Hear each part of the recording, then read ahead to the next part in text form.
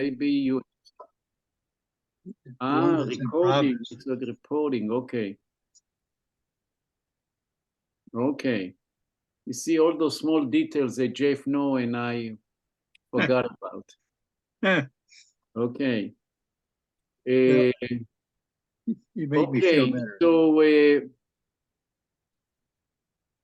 we have today an interesting subject that will be given by Shira, which Jeff later will introduce Shira Klein.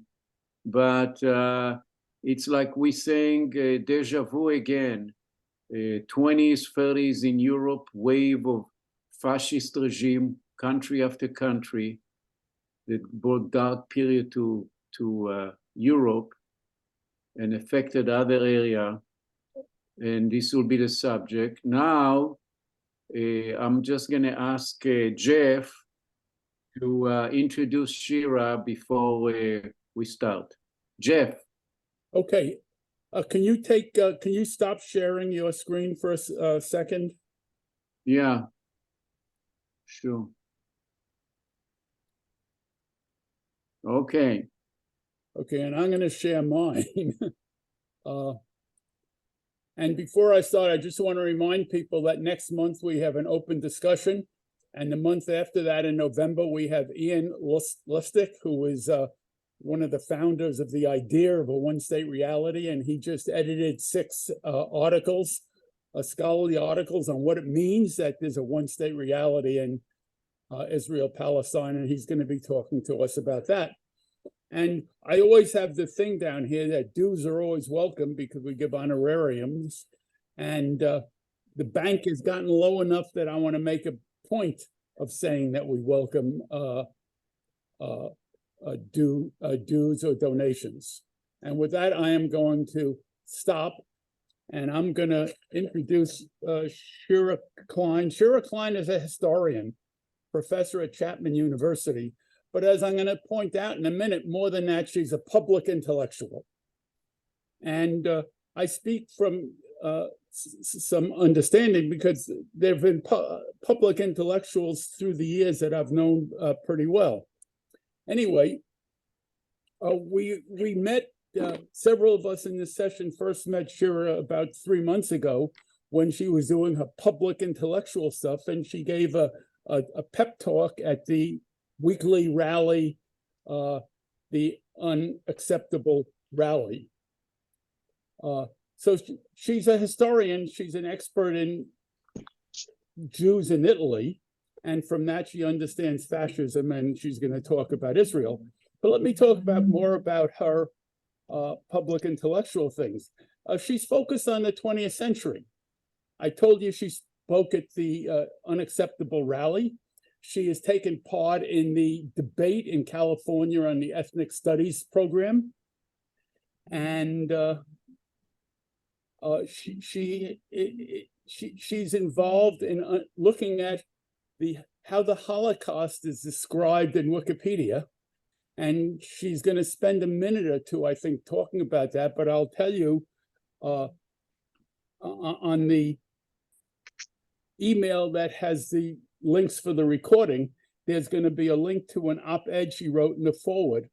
And the title of that op-ed is The Shocking Truth About Wikipedia's Holocaust Disinformation.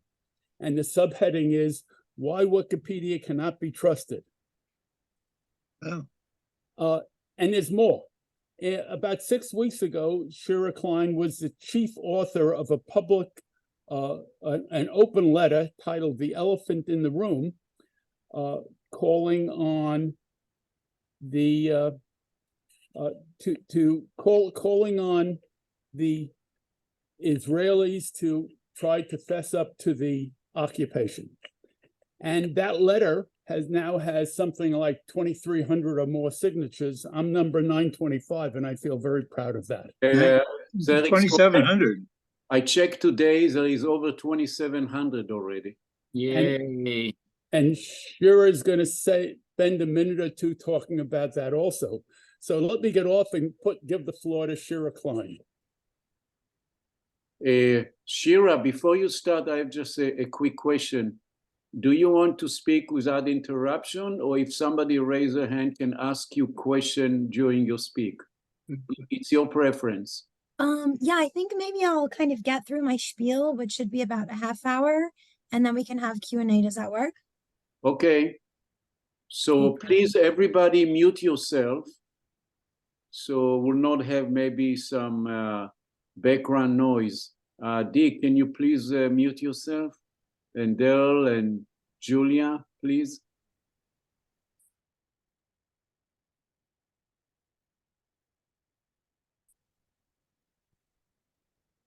All right, so I'm going to go ahead and share my screen.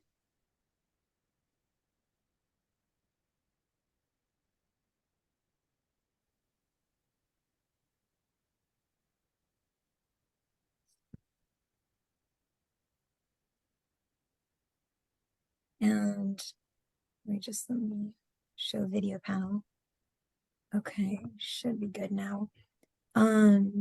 Yeah, so thank you so much for having me here. I'm really honored to be here, and thanks Jeff Warner, Action Coordinator for Jews for Peace, and Yossi Chen, our host for tonight, who is a longtime activist for Palestinians and someone who has played a really key role in me gaining the courage that I've gained in the last couple of months to raise my voice on various issues.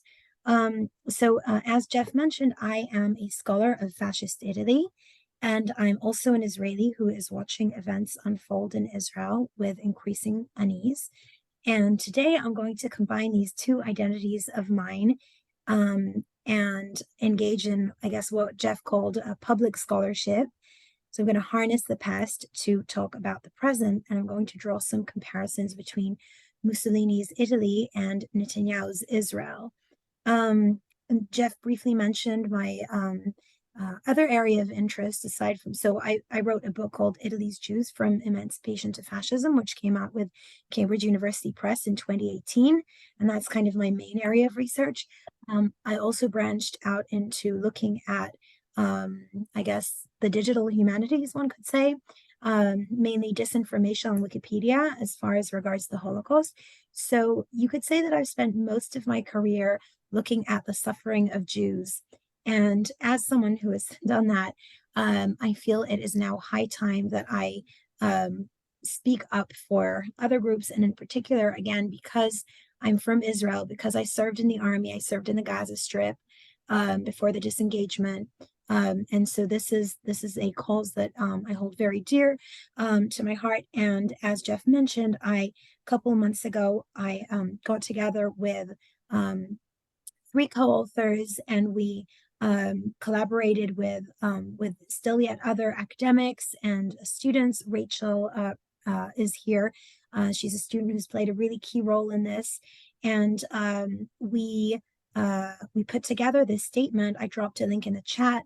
You can take a look at it. So I guess that is kind of that is it's always in the background. But let me go ahead and get started to speak about Israel and Italy. And 2 caveats before I get started. One is that every comparison has its limitations. So there's no exact precedent for what we're seeing now in Israel, Palestine.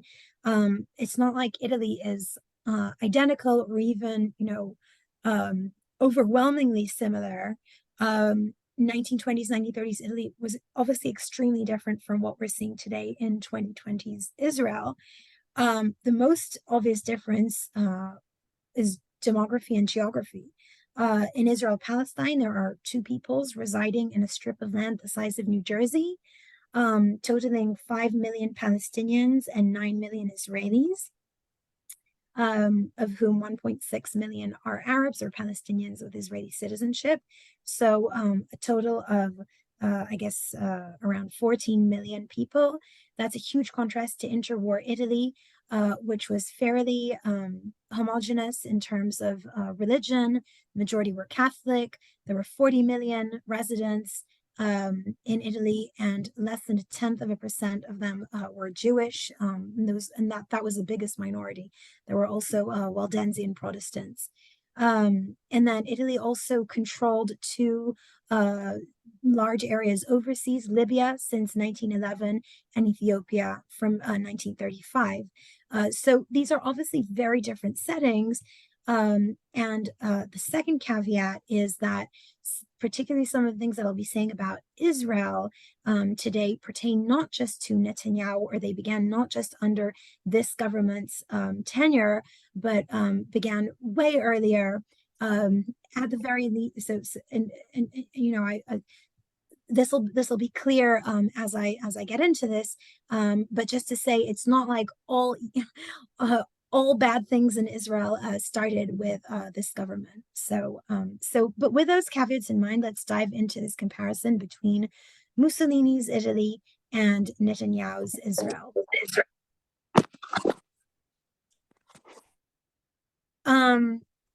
So the first similarity is the consolidation of power by the executive branch at the expense of the judiciary branch. Mussolini came to power in 1922 at the head of a fascist regime. This was the blueprint for all fascisms thereafter. Italians coined the word fascism. And immediately his government gave the Ministry of Justice the power to decide on judges' promotions. So as soon as he came to power in 1922, that already gave the government tremendous sway over the judges.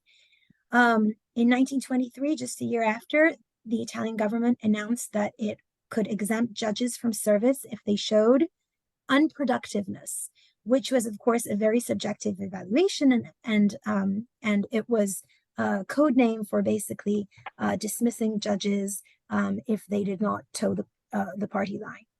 And then in 1925, he dissolved the General Association of Italian Judges, the AGMI. And the reason given for that was the judges' alleged, and I quote, anti-state policy.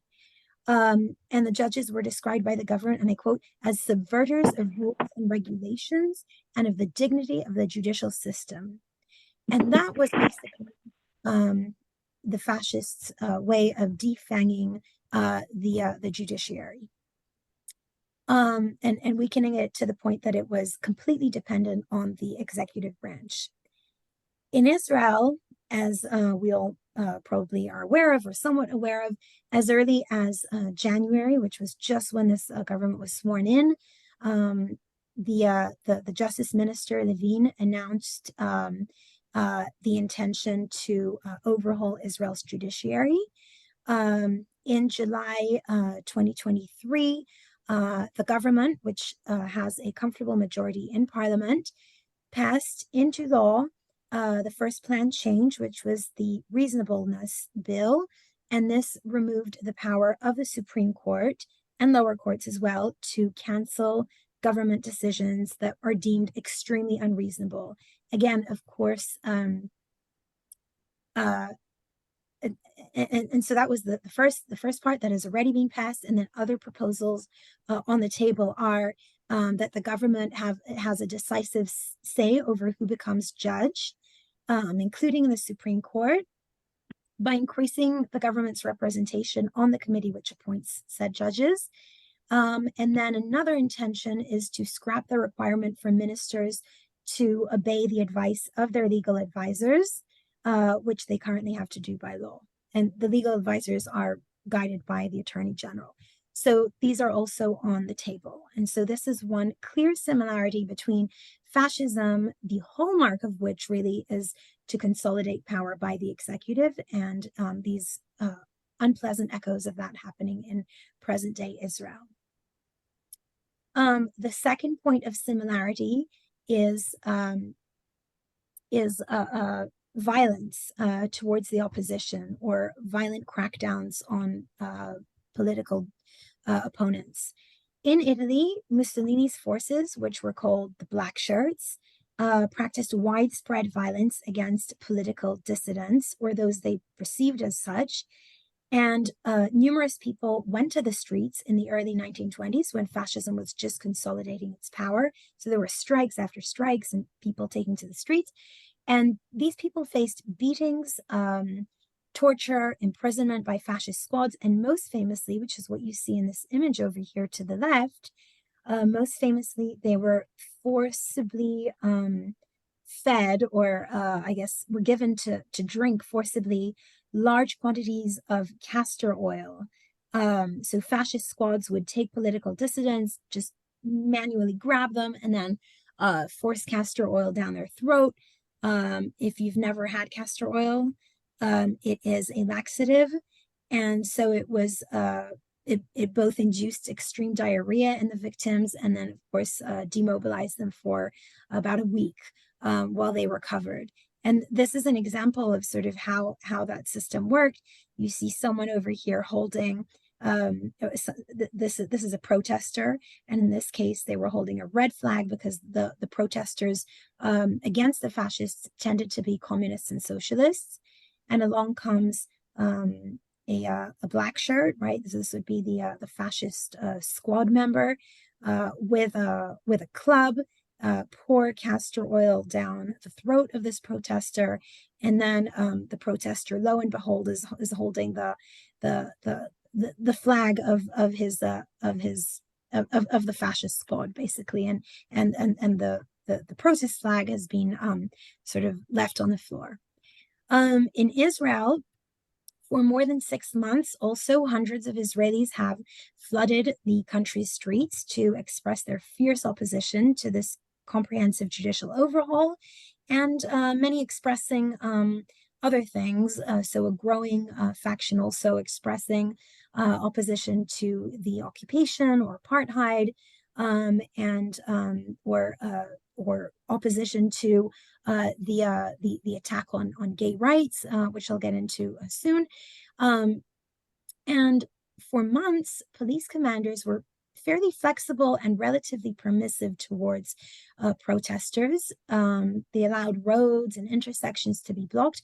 But recently, and especially since July, police on horseback have taken to trampling protesters. Police forces use water cannons, and on occasion stun grenades. These are tools that have normally been reserved for quelling Palestinian protests, and I'll speak more about Palestinians in a minute.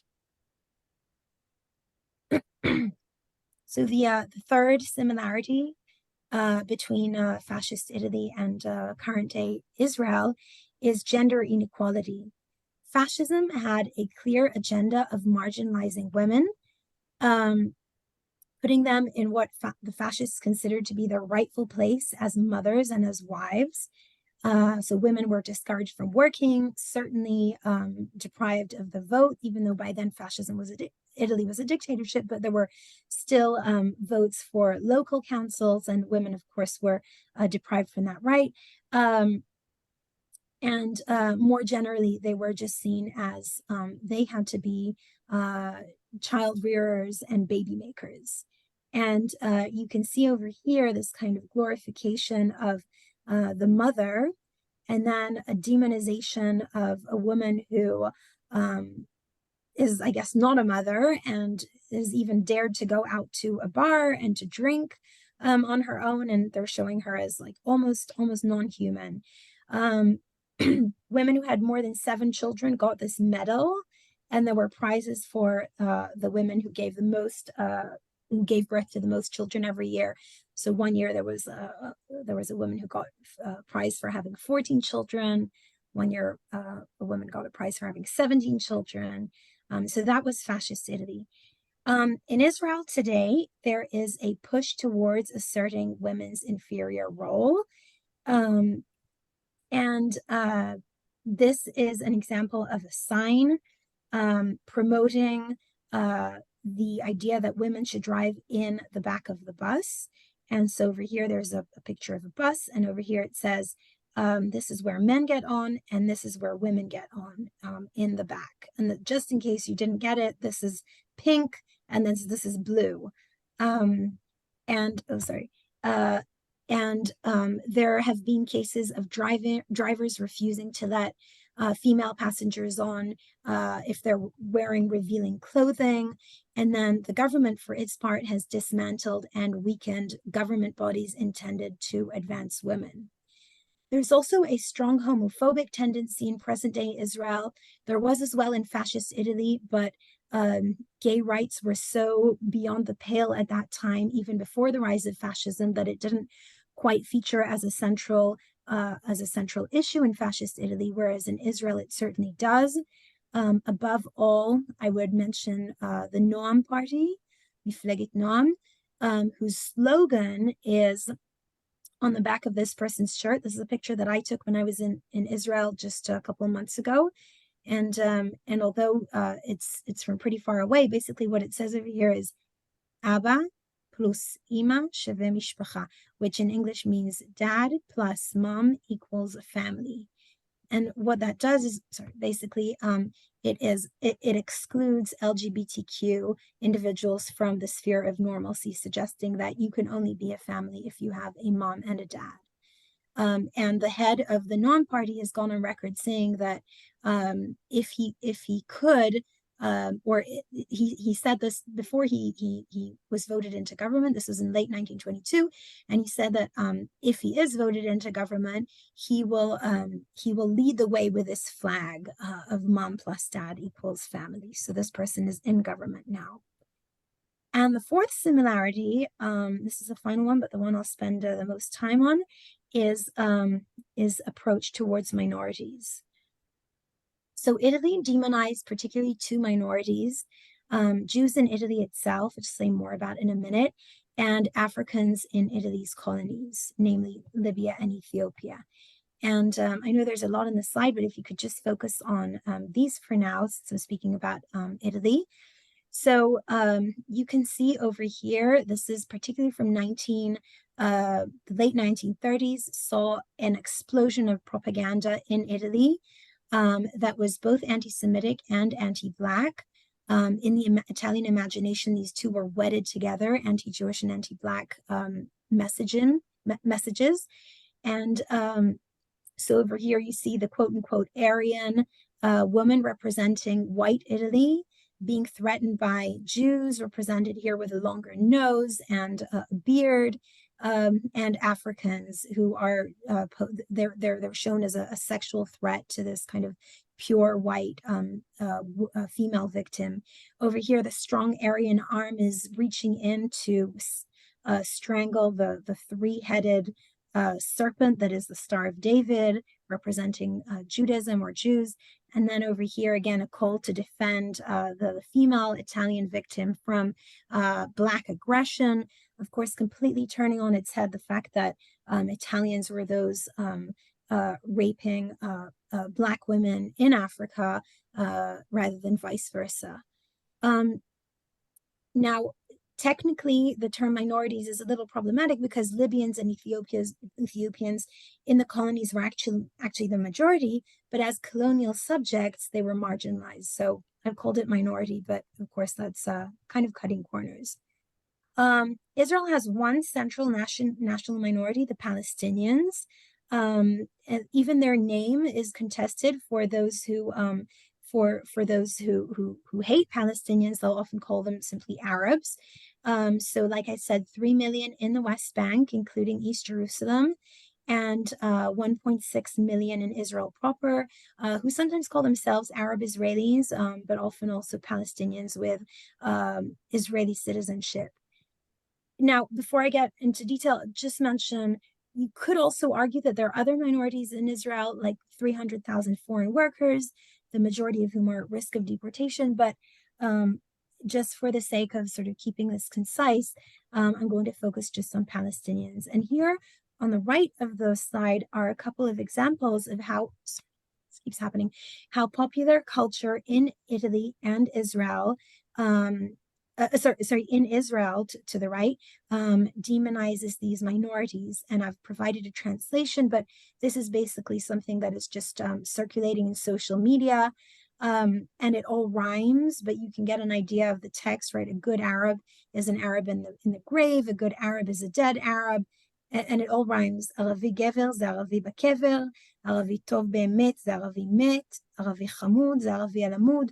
So it sounds quite catchy, and there are various iterations of this. There are tons of these rhymes circulating in social media, like Facebook or Twitter, Reddit.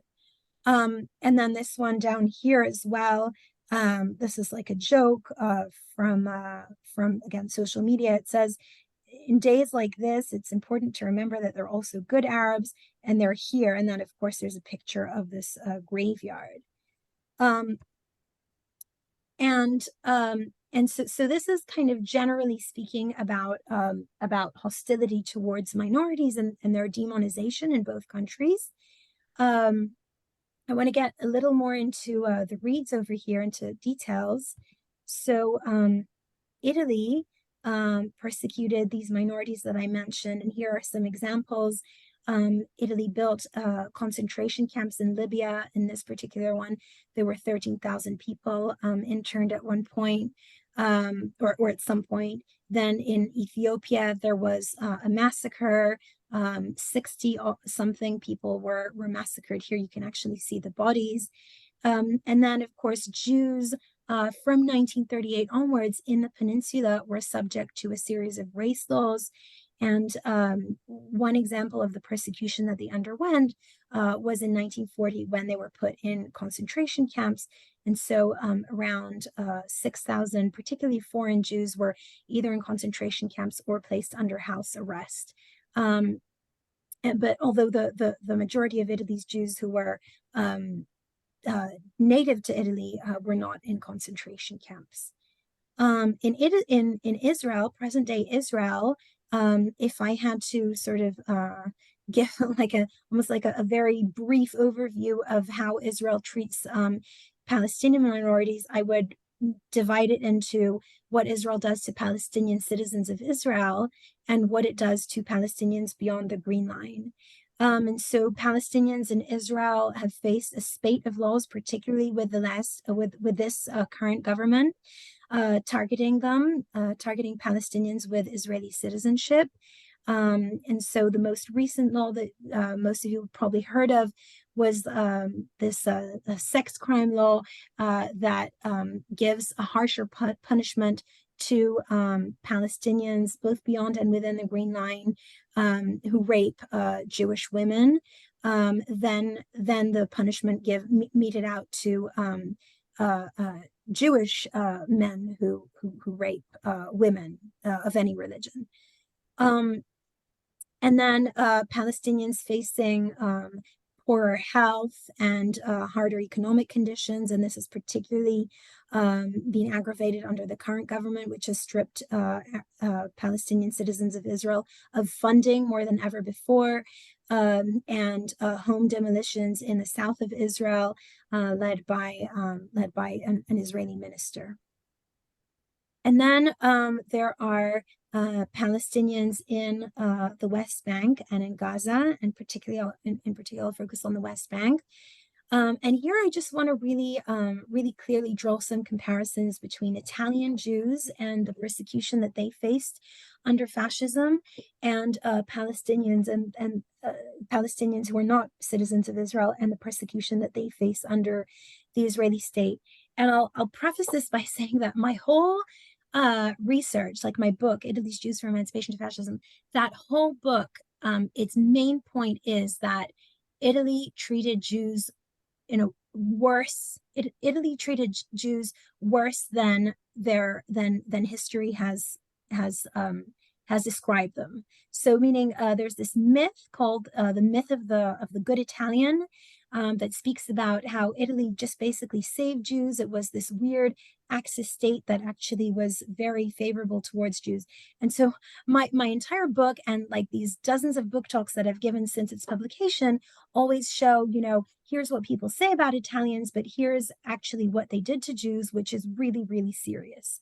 And what I want to say tonight is, however serious Italian persecution was of Jews, it pales in comparison to what Israel is doing to Palestinians. So to give a couple of examples, Italian Jews, and I'll get to these graphics, to these charts in a second. Italian Jews were forbidden from marrying non-Jews under the race laws in 1938. Palestinians since 2003 have been forbidden from uniting with spouses in Israel, and that effectively prevents their marriages with people outside of the West Bank if they're in the West Bank, and outside of Gaza if they're in Gaza. So in a sense, those prohibitions exist as well, even though they're not put that way. Italian Jews from 1938 with these race laws were forbidden from working in certain professions, hiring non-Jews, owning property above a certain value, or owning businesses above a certain value. Palestinians are effectively prevented from working in many professions.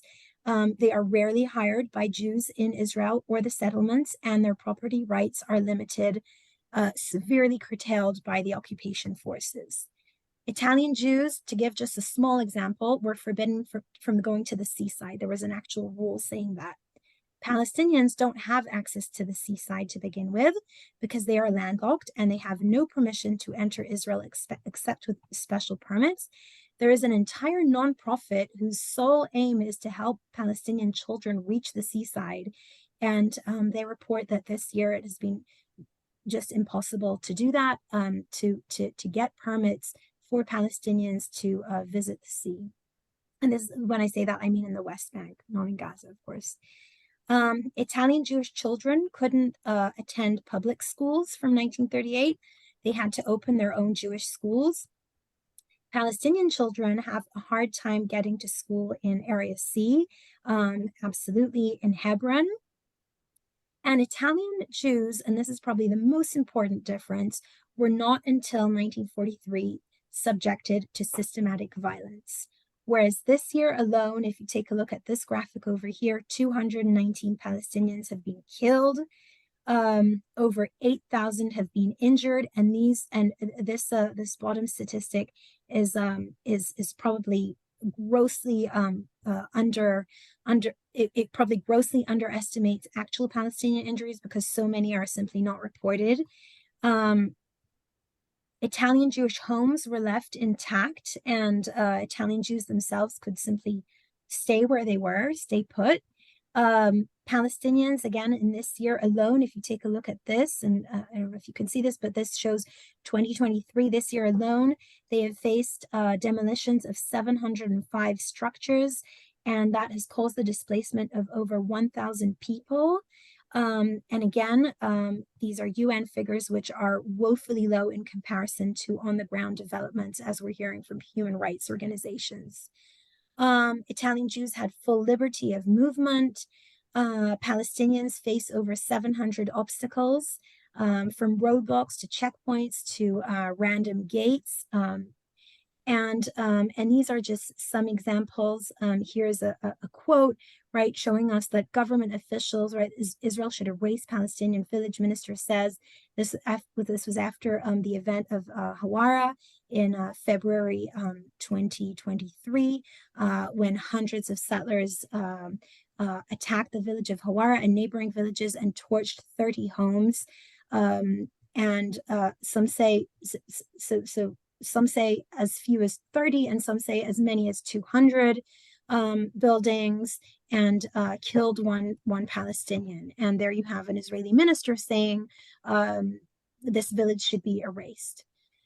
And just want to show one more kind of what I would call a primary source, one more example of normalization of violence in both fascist Italy and current Israel, which again really shows Israel in a less favorable light. So this is a racist song from 1930s Italy that followed the Italian attack on Ethiopia. It's called Faccetta Nera, which means like something like blackface. Excuse me if that's triggering for anyone.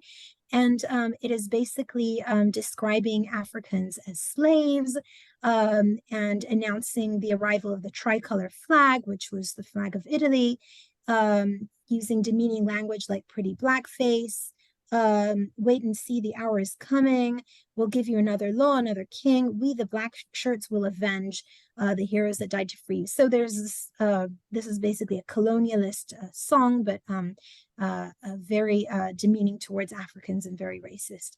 And then this one, which I actually want to play for you, it's like a 1-minute excerpt.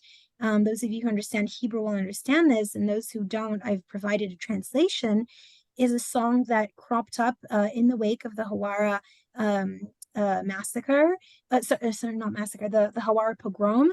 And you can see the lyrics over here. Basically, kind of this is a song sort of commending and rejoicing at the burning of this village and the displacement of its residents. So let's listen to that just for a second.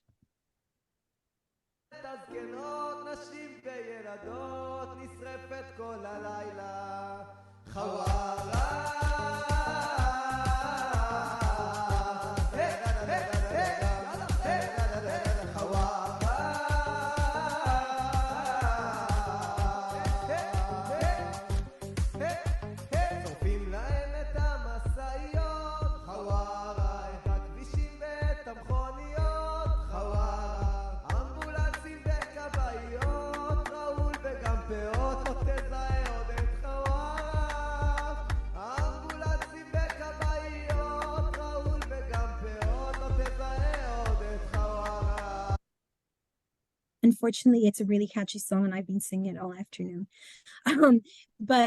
So this is just an example of how this violence is seeping through Israeli culture, right? You get these songs, you get images, you get slogans, rhymes. And the bottom line of this, and then I'm going to take questions or comments, is that Netanyahu's Israel is in some ways, some crucial ways, not very different from fascist Italy, and particularly from the point of view of minorities until 1943, because from 1943 we see mass murder, but until 1943, I would say that fascist Italy, who was not kind to Jews at all, treated Jews better than Israel treats Palestinians. So I'm going to end with that, and really happy to take any questions or comments. Thanks. Okay, so please, if somebody want to say a comment or ask question, Shira, please either raise your hand physically or put the, okay, I do see Tony, Jeff, and Rachel. This is what I saw right away. Okay, Tony. Yeah, thank you very much for your presentation, Shira. It does raise a good parallel and reminds me more than anything else when you make your distinctions between the two countries of how when Archbishop Tutu came from South Africa, he said that the apartheid system in Israel was worse than the South Africans ever were. And I keep thinking back to what I know about the history from the beginning, from the declaration, from the Declaration of Israeli Statehood, and from months before that, occupying and taking over Palestinian land, kicking people out. And I think what might also add to your argument is Gaza, which you really have left out, but seems to me to be a magnified version of a concentration camp, for lack of a better word. And so what has been happening in Gaza since 2005 is in fact something else to add to your argument. So that's about it. Just comments. Thank you. No, that's great.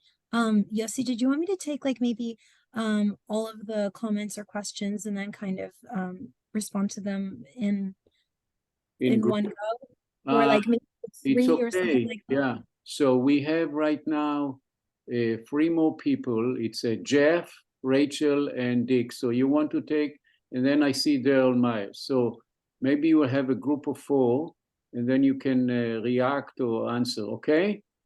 Yeah. Okay, Jeff. Now it's your turn. Okay, I've got several questions, and I'm going to start with a real simple one.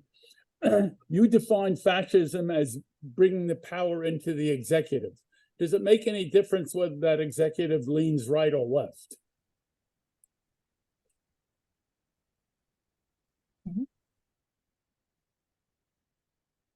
So let's take a couple more. Hey, Rachel. Okay. My question is, first of all, thank you so much. This was super interesting. I honestly didn't know as much about Mussolini's Italy, so thank you for sharing some of that. And then my question is, in light of sort of portraying this all through the lens of fascism in history, I remember sometime in August, there were all these videos going viral of like Israelis being like, I'm against the reform, I'm for the reform, but see, we're still brothers and we still love each other. And me personally, like, I remember seeing those videos and like feeling really bothered by them, but not really able to articulate why. And so I guess, yeah, I would love if you could sort of talk about that videos, because I think with sort of this lens, maybe, it's easy to say like, oh, well, if it is in fact a fascist regime, then being a bystander is, you know, just as bad as like being a part of it. And so, yeah, I just think how how can we be a bystanders or upstanders rather than bystanders in light of what's happening? And then also, yeah, sorry, I know that was sort of a convoluted question, so yeah. Okay, Dick.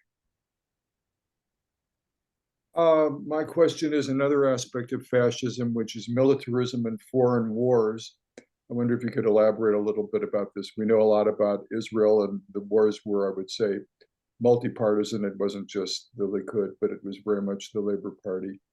And I don't know that much about the support for the wars that fascist Italy had. Was it just the fascists, or was it other factions of Israelis, of Italian society? Right. Uh, Should I write? One more, and then you can answer. Derl, I think you raise your hand, right? You are mute. We are. Thank you. And thank you for that presentation. You mentioned you had been in the military, and I'm wondering how you felt about what you were doing then and how you feel now about it in retrospect. And was some of that service done in Gaza? And if so, could you tell us a little bit about that? I've been to Gaza 6 times, but not since 2002, and I have a real passion for the people of Gaza. And also, what kind of pushback are you getting for what you're doing? It's so encouraging to see the people who are signed up to endorse the statement, but would you care to talk about any pushback you're receiving? Thank you. And thank you again for your witness to truth. Yeah. Wow, there's so much here, and I like such amazing comments and questions, and I don't know if I can do them all justice, but I'll just pick a couple of points. So a couple of you mentioned Gaza and the importance of centering it in the conversation, and I agree. And I think, and Rachel will probably be able to weigh in on this, because Rachel is like a super activist. She just spent her summer protecting Palestinians, and she's very involved in left-wing organizations. And I know Nadav, who's another person in this call, as well as is an organizer.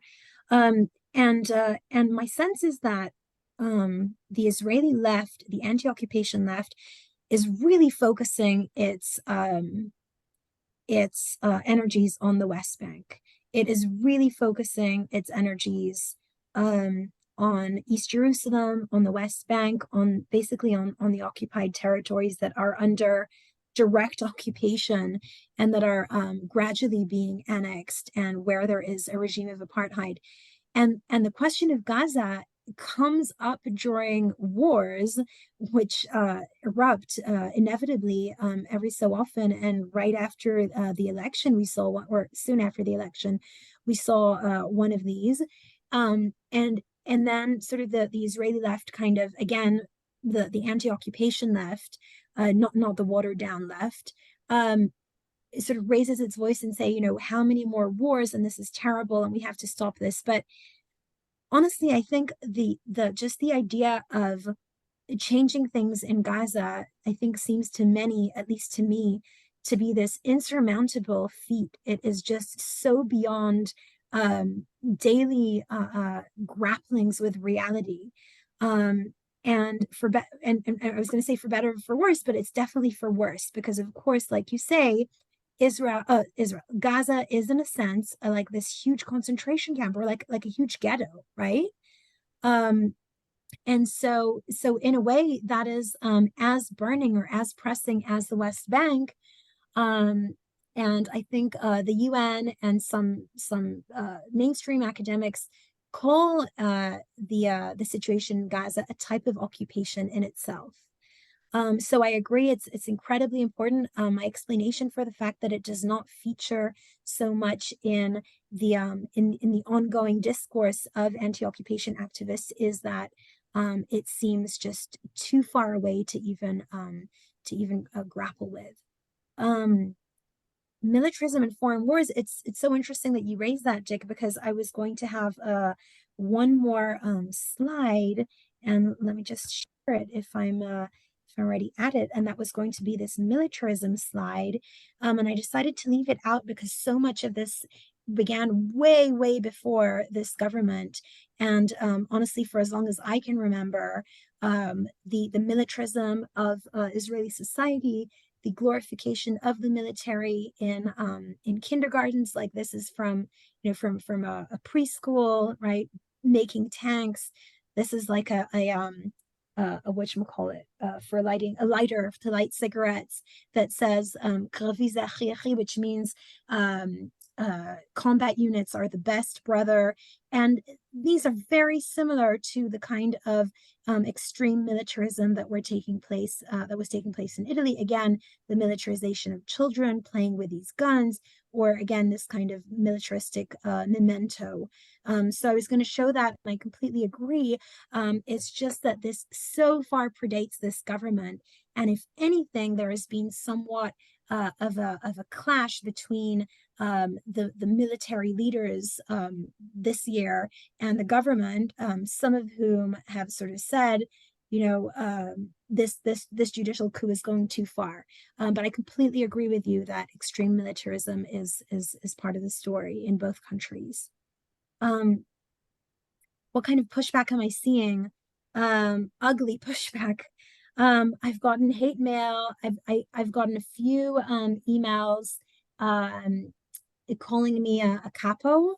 And for those of you who don't, I mean, I'm sure most of you know what it is, but this is a reference to Jewish police during the Holocaust who rounded up fellow Jews and helped the Nazis basically send them to their deaths, or even in the extermination camps or the concentration camps, police did the dirty work of the Nazis. So the implication in that, right, is that I'm a self-hating Jew, and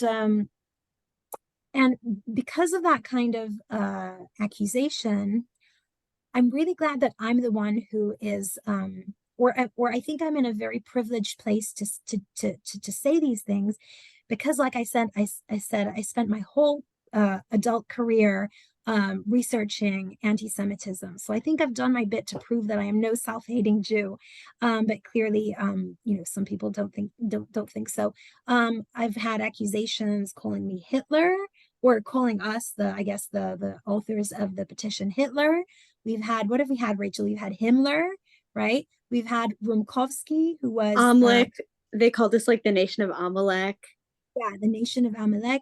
We've had Rumkowski, who was the head of the Łódź ghetto, and who famously we got a really graphic one, making explicit sexual remarks about Jews and Arabs, because I think the logic there is you can't be pro-Palestine if you don't have some sort of sexual fetish for it. So there was a fun comment there. Yeah And kind of like an American one too, if you were an N lover, right back in the absolutely. 50s and 60s. Yeah, absolutely. Yeah. So yeah, and I know that there was Jeff's really good question about the consolidation of power, and does it make a difference whether the regime leans right or left.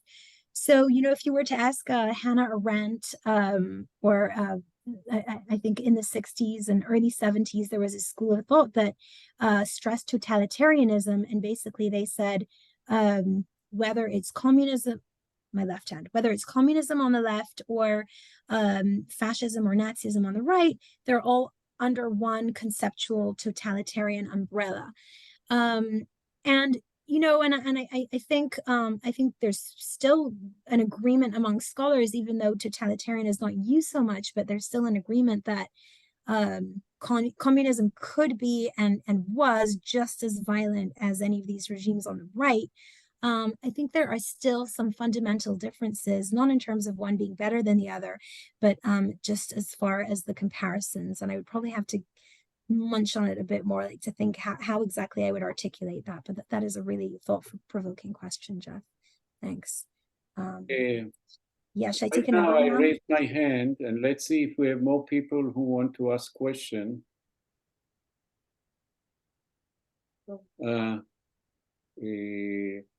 Okay, Tony, Jeff, maybe you should wait until other people can have the first chance, okay? So, but I see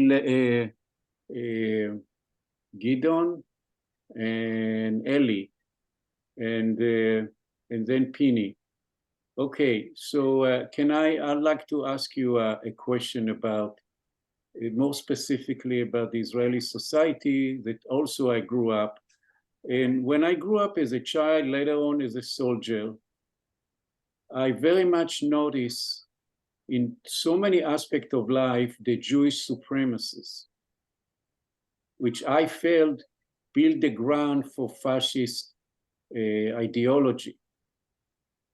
And then came the occupations, and some people on the left said that the birth of the fascist movement in Israel started because of the occupations. Ben Gvir, Smotrich, and the settlers movement is the grounding or the zero ground of the fascism in Israel that now spread and enlarged so much. Now, can you compare in Italy also? They have the Italian supremacies over non-Italian Catholic. Can you do a comparison on this? Okay. Great question. Next question by Ellie. Actually, my question mimics Yossi's, so I'll ask another maybe lighthearted question later. So I'll skip mine because Yossi pretty much asked what I wanted to ask. Okay, now Gidon. Shira, thank you for this talk. Very interesting. So one question. I remember reading that in the beginning of the fascist movement, there were a lot of Jews joined it. Would you? I mean, at least I reading that their numbers in the fascist party was bigger than their percentage of population, which very surprised me when I read about it. Would you compare it to Palestinian Arabs in Israel joining Zionist parties? Would you make this kind of comparison between the two?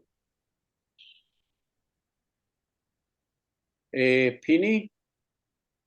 And then after Pini, you can answer all our questions. Sounds okay?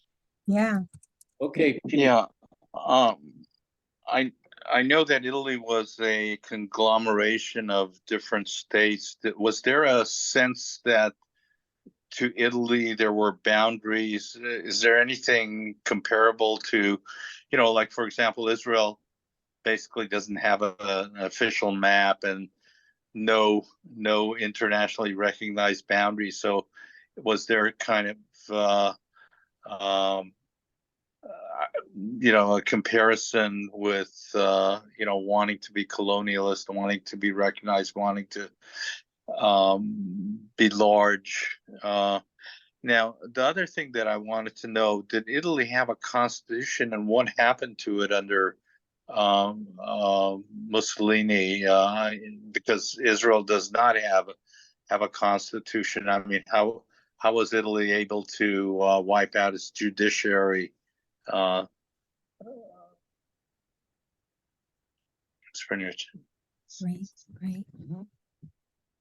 Right. Okay, so these are all fantastic questions.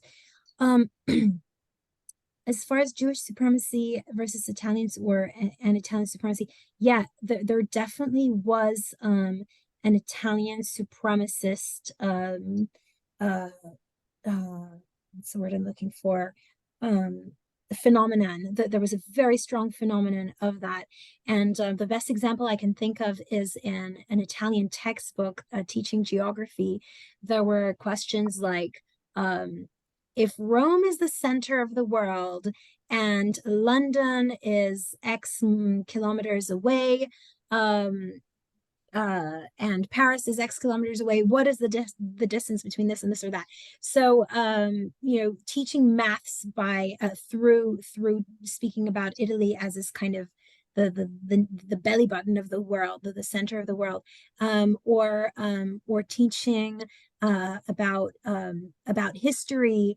Again, all of world civilization began with the Roman Empire, right? There was nothing before the Roman Empire, and ever since the Roman Empire, it just got worse and worse until fascism, basically. So that in that sense, I think there are some very strong echoes to the way in which Israel teaches about Jewish supremacy, and in particular about how Israel teaches the history of this particular strip of land. It is usually the history is kind of dwelt on, or it goes into detail for all of antiquity until the destruction of the Second Temple in 70 CE. Then you kind of skip over everything in between until you get to the first Aliyah in 1881, and that again is a way of telling the history of that area. That in a way that really favors its Jewish inhabitants. So I think that is a spot-on question, Yossi and Ellie. And then as far as comparison, so Italian Jews were more likely to be fascist. That's true. That's another major contention of my book. And they very much appreciated Mussolini, who was pretty good to Jews until 1938. And this is actually a really sore point for Italian Jews, that their ancestors were supporters of fascists, or at least barely resisted them. So I think there the comparison doesn't quite hold up, because I don't know many Palestinian citizens of Israel who support this right-wing government. And I think one of the kind of the major difference in that sense between Italian Jews and Palestinians, who I presented in my presentation as two minorities, the really big difference is that between them is that Italian Jews were extremely integrated into Italian society until one morning, boom, the race laws came and the sky darkened and it was the end of their world. Whereas with Palestinians, both citizens of Israel, and of course a lot more in the West Bank and in Gaza, the deterioration has been constant, and it has been there for years and years and years, and it just gets worse with every passing year. And particularly with this government, it's just gone to hell in a sense. So I think that is a very big difference between the two groups. Well, I meant, sorry, Shira, I meant Palestinians that support Zionist party, not necessarily this government. So, right. Yeah. Because there were a lot of Palestinians in the early, I would say, in the 50s and 60s, even the 70s, that supported Zionist government, which always was a surprise to me. Yeah. Right. And again, yeah. Oh, sorry. I'm just gonna respond to the Pini's great question about boundaries. So Israel doesn't have internationally recognized boundaries, or at least not those that it uses as boundaries. And so the area beyond the Green Line, of course, is extremely contested, and Israel faces international censure for its presence in those areas. And I would say again, with Italy, there is a kind of similarity. So, but this was abroad, overseas, right? Italy's conquest of Ethiopia was heavily censured by the international community, and the UN actually placed sanctions on Italy. And just as those sanctions uh, didn't really make a difference to Italians, they didn't give a hoot about these sanctions, and if anything, it just made them all the more fervent about occupying Ethiopia. So I would say, sanctions like BDS or and certainly UN censure of Israel has not made much of a difference for Israel. So I think those were the questions. I hope I gave them justice. I did ask a question about the Constitution. Oh, that's right. Sorry. Yes, Italy had a constitution from 1848, and it was a very thin constitution. It was extremely short. So it didn't have much in there in terms of the judiciary's independence. The judiciary only really became independent around 1902. So there again, there is kind of a limit to this analogy. Italy was not the most liberal democracy even before fascism. For a start, there was a king, but even aside from that, there was unbelievable classism, a very rigid separation of classes, and only the propertied had a right to vote, only men did. And so to begin with, it wasn't this kind of flourishing liberal democracy that was then sort of squashed by Mussolini. But yeah, that's a good question about the Constitution. Just a quick follow something. You mentioned that Mussolini changed his attitude toward Jews in 1938, right? Yes. Can you explain why? What happened in 1938? Why did Yeah, 1938, in August, Mussolini ordered a census of Italian Jews. And then in September was the first racial law, which defined Jews by blood and stripped them of the right to work in government, the right to work in the military, to be in the military, and all these other race laws that I mentioned. And why was this racial turn? Historians have offered different explanations. One was that Italy was cozying up to Germany, but Germany never actually required it. The other was that Italy was fascism was losing its public support. So it quickly looked for this new enemy around which to rally support, as it had in 1935, which was kind of the zenith of public support for fascism. And then other historians attribute it to a demographic change, this kind of aspiration to create a new man who was racially superior to previous forms of manhood. So yeah, it is a bit of a conundrum that historians have raised different reasons. Before we continue, I just want to ask you, Shira, as far as timing, how long you can willing to accept more questions, so we know. Yeah, I was just wondering that myself. I think another 10 minutes okay? Because Jeff, I think you mentioned it would be like an hour, but I can stay on for another 10 minutes. That would be an hour and a quarter in total, or did we agree on something else? Sorry, I don't remember. I did tell my kids that I would put them to bed, but I might have been mistaken in thinking that we'd finish by then. So you let me know, and I can always just ditch my Okay, kids. so now we have Jeff and Dick, and I think Ellie. So Jeff, Dick, and Ellie. Jeff. Yeah. I wanted to bring up just what you just brought up, the difference in how Jews were treated in Italy versus in Germany. And I always thought the change in Italy, you said Mussolini treated the Jews sort of okay until 1938, and I thought that was pressure from Germany that made that change happen. Anyway, can you talk more about that, the differences in how life, and I thought that Jews in Italy had a fair amount of freedom of staying in the countryside and having their estates and stuff like that. They did way better than the Jews in Germany in 35 and 36 and 37. Can you? Thank you. Dick? I'm interested in the anti-fascist movements of how they compared in the different countries. I've heard a lot that, of course, Hitler locked up in the concentration camps all the opposition, but I then read that the largest group that fought in Spain were the German volunteers.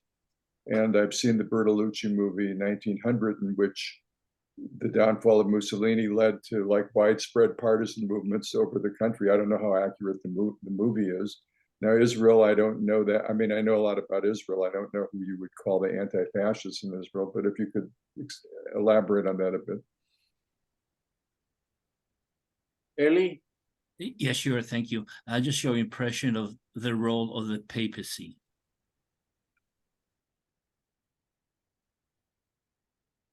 Perfect. So let me start back to front. The role of the papacy, that's again a very contentious issue.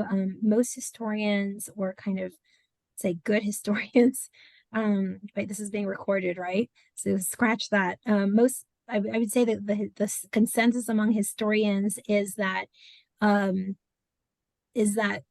Pope did not do much to help Jews during World War II. And that there was never any order issued by the Pope to save Jews, at least not that we know of in the archival record. As far as the papacy in earlier decades, there's a very rich history documenting the role that the popes played in fanning anti-Semitism and in restricting Jews through various laws.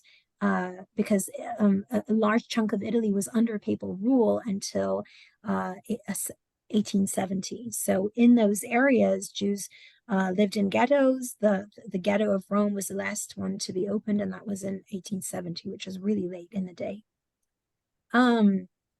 But again, as far as World War II, there's this argument between historians, but I would say that the dominant consensus is that the papacy could have done much, much more.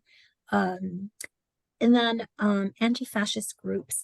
Yeah, again, I think one of the big differences is that groups in Israel don't call themselves anti-fascist, right?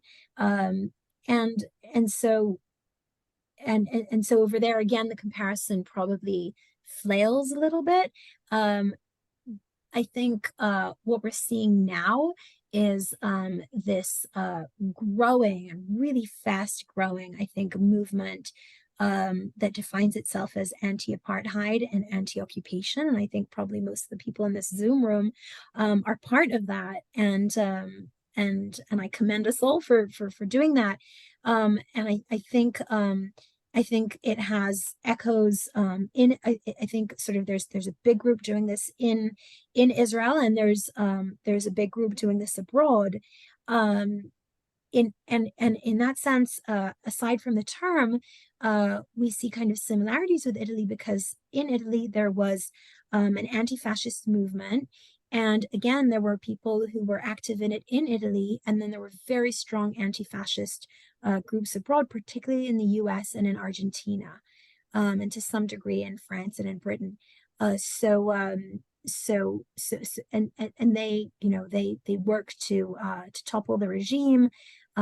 They were active in allied efforts to take over Italy. But yeah, as far as their goals, I guess the comparison only holds so far. Jews in Germany versus Italy. Yeah, Italy embarked on its anti-Jewish campaign later. So it's true, Jews in Germany, already in 1933, they faced a boycott. And then 1935, you see the Nuremberg laws. And by 1939, there were no fewer than 400 laws and rules on what Jews in Germany could or couldn't do. And you name the restriction, it probably existed. In Italy, in 1935, Jews were in an okay position. There was no legislation against them. there were grumblings, but they were pretty much beyond the purview of what Italian Jews could see. And then in 1938, Italy quickly catches up. And so the 1938 racial laws were very similar to the German Nuremberg laws. There were certain things in which the German laws were far more draconian in. So for instance, Jews in Germany were forbidden from having sex with Christians. Italy didn't go that far. It never sort of forayed into the bedroom as far as its laws against Jews. But in another respect, Italy's laws were more draconian, and that was education. So in 1938, there were still German Jewish children who went to public school. From September 1938 onwards, no Jewish child in Italy could attend a public school. So it was far more complete or total in that sense. Yeah. So that's just as far as 35 to 38.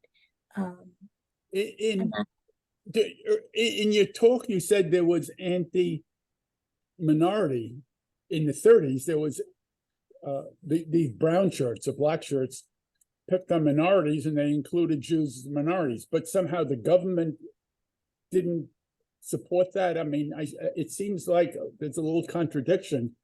Yeah. No. Tension. Yeah. No. The violence of the black shirts was primarily in the 20s.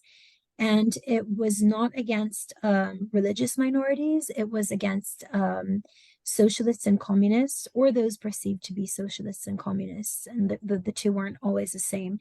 And then also in the 20s was a major violent campaign against Libyans. This is called a quote unquote pacification.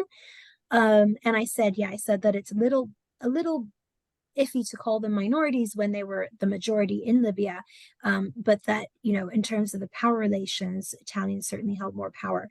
In the 30s, again, the violence is in 1935, violence towards Ethiopians. And this is outside of Italy. Inside of Italy, the persecution begins in earnest in 1938. And even then, I wouldn't say that it was definitely not as violent as the persecution in Germany. But as far as legislation, it was pretty thorough.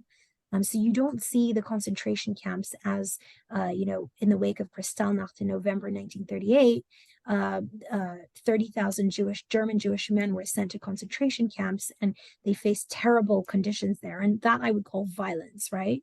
In Italy, you don't see that happening until June of 1940, when foreign Jews are interned. And Italian Jews were sent to forced labor, but again, not this degree of violence.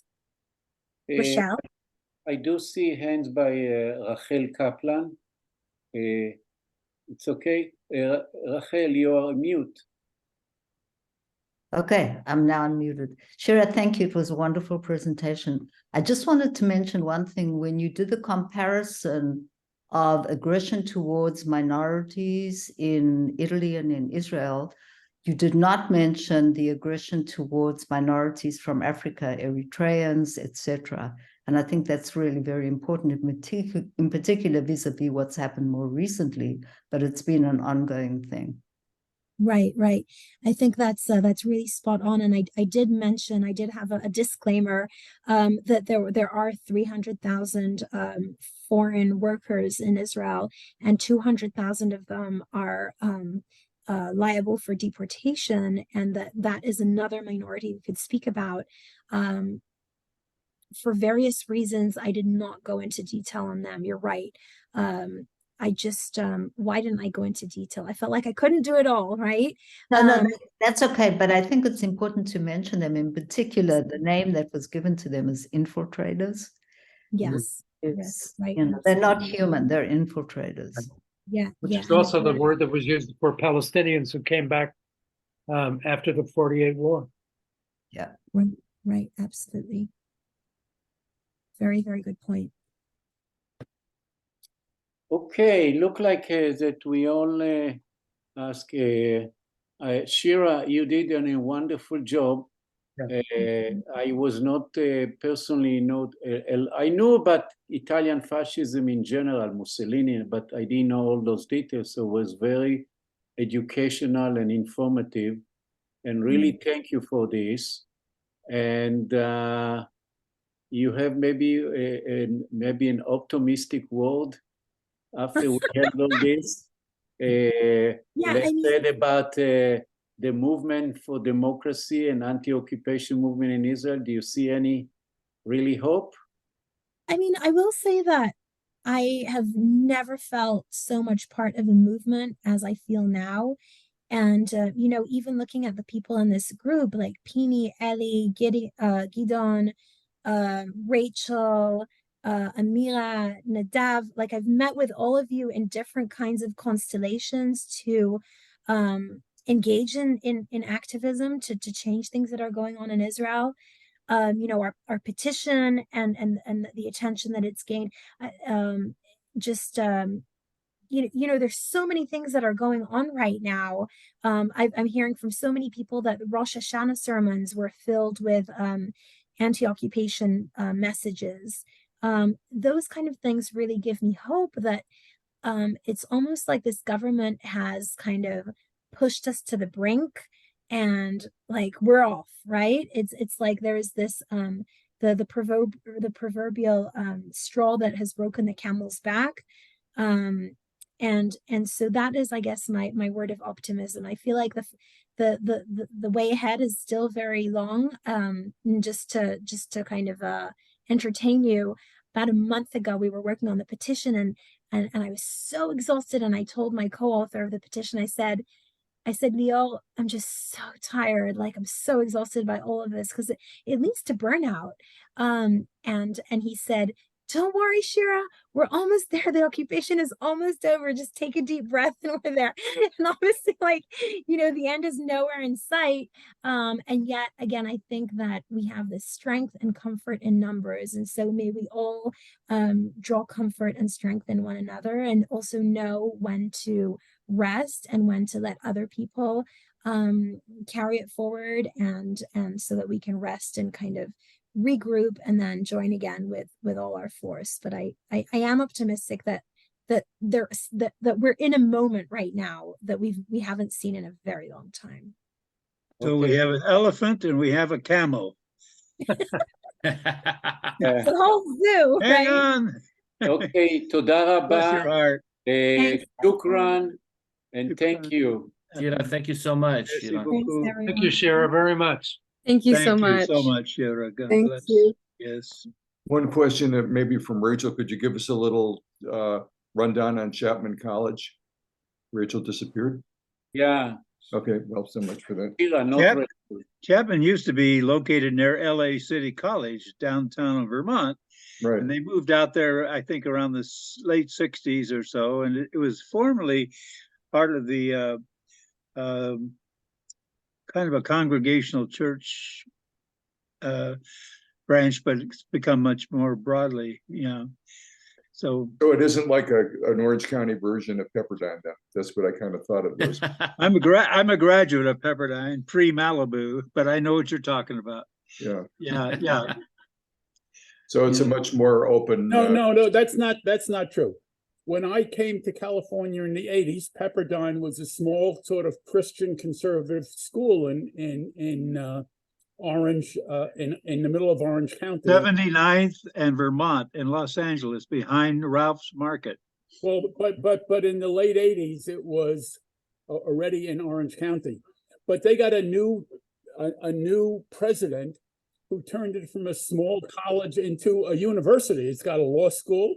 Yeah. It's got reasonable research.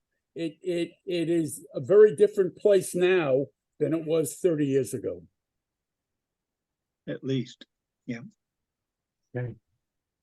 Daryl, I'm going to call you tomorrow. Okay. I'll be tied up between 10 and 12, but a little Okay. before or later. Yeah. I'll try calling Thank you you. early afternoon. All right. Thanks, 5:30. everybody. Okay. Thank you, everybody. Bye. Bye. Thank Bye, you guys. for putting this on. Yossi, good brothers job, and Yossi. sisters. Thank you. Yay. Very Yossi. good job, actually. Very good job. Okay.